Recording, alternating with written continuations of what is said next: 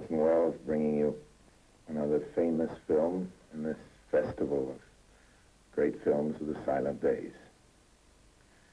I love silent pictures myself, and I hope that some of you who are too young to remember the days before the silver screen found its voice will have been learning to share some of my enthusiasm thanks to this rare and interesting series which it's my privilege to introduce. I can't pose as any sort of expert or authority on silent movies. What I've tried to supply is the odd personal note from one who's not only old enough to have seen most of these movies when they first came out, but lucky enough to have known most of the wonderful ladies and gentlemen who were the stars in that golden age. But tonight we have Rudolph Valentino, whom I never met. So I can only excuse my presence by claiming to be something of an expert on the subject of the film. The title is Blood and Sand, and bullfighting is what it's all about. And that's where I come in. Yes, for a few gaudy months, a million years ago, I squeezed myself into a suit of lights and passed myself off in a few provincial bull rings as a matador, or more accurately speaking, a novillero.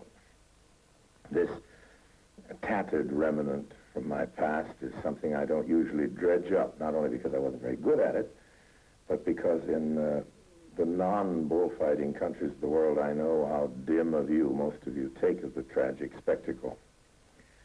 I wouldn't mention this at all, except by way of offering my credentials as one who's actually been out on the sand and knows about the blood, having shed a bit of it, not only the bull's, but his own on a few misbegotten afternoons.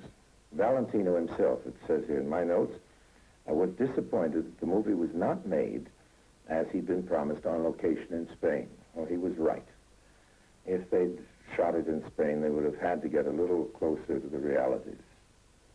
The movie is based on the best book on the subject ever written by Blasco Ibáñez.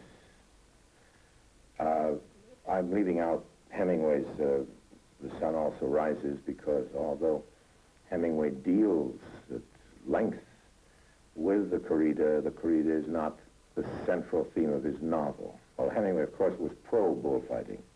And Ibáñez, like most writers and intellectuals, particularly of his generation in Spain, was very much opposed to the corrida. And Blood and Sand is an anti-bullfighting book. The case against the art has never been so dramatically put. And some of this, of course, shows up in the film we're going to see.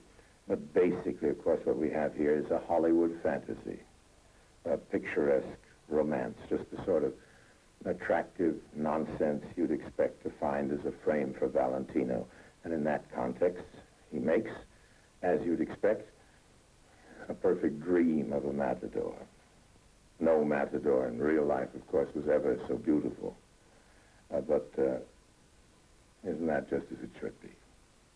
And now we're going to see why Rudolph Valentino got his first star billing in a picture called Blood and Sand, and how much he deserved it.